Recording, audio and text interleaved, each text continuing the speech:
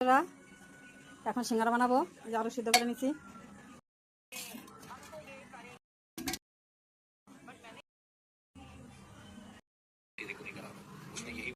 তোলা হয়ে গেছে আলুগুলো। এই যে মশলাগুলো কাটে নিচ্ছি।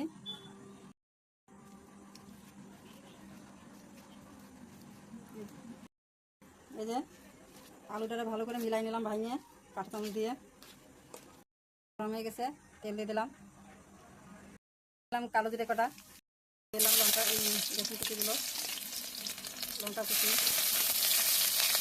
কুচি দিলাম পরিমাণ মতো লবণ, দিয়ে দিলাম অল্প একটু শুকনো লঙ্কার গুঁড়ো, দিয়ে দিলাম আলুগুলো,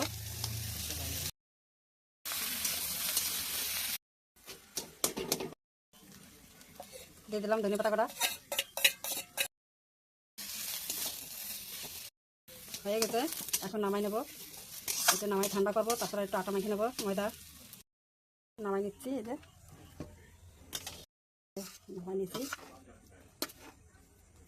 আটা মেখে নেবো। দিয়ে দিলাম অল্প একটু লবণ, অল্প লবণ চিনি, দেব একটু সাদা তেল, ভালো করে মেখে নিচ্ছি। এবার অল্প অল্প জল দেবার মেখে নেব।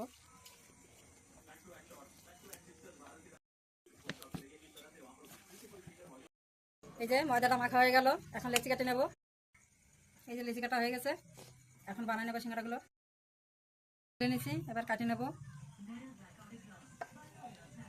এই যে বানাচ্ছি, দেখো এই যে দেখো একটা বানাইছি কেবল।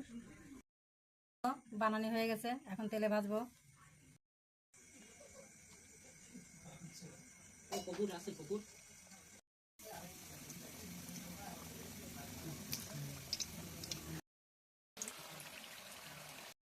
লাল লাল করে ভেজে নিলাম, এখন নামাই দেবো।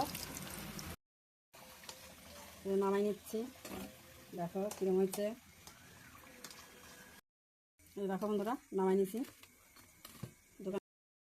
তো বন্ধুরা দেখো কীরকম লাগছে, যদি ভালো লাগে কমেন্ট করে দিও।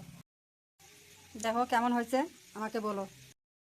সবার জ্বরটা বন্ধুরা, তাই সবাই বলছে যে আমার একটু গরম গরম সিঙ্গারা বানা। তাই গরম গরম সিঙ্গারা সস দিয়ে সেটা এখন খাবে রাত্রেবেলা।